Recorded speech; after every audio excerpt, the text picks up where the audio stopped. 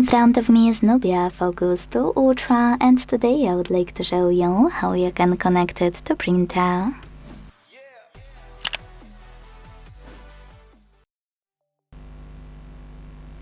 First of all, go into Settings and tap on Connected Devices right away. Now choose Connection Preferences. Click Printing at the top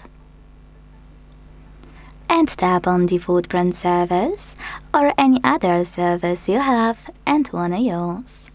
Don't worry, they turn on the same way, so tap on yours or default one. Tap on this switcher to make it blue. And wait, your device is now looking for a printer, and when it finds one, it will connect to it. If you still can't connect though, additional tip, enable print service. Wait for those three dots to show up, and when they do, click on them. Then hit Add Printer. And if it has Wi-Fi Direct Printing, use this switcher next to it. Hit Allow and tap on Find Wi-Fi Direct Printers so your phone can search for yours.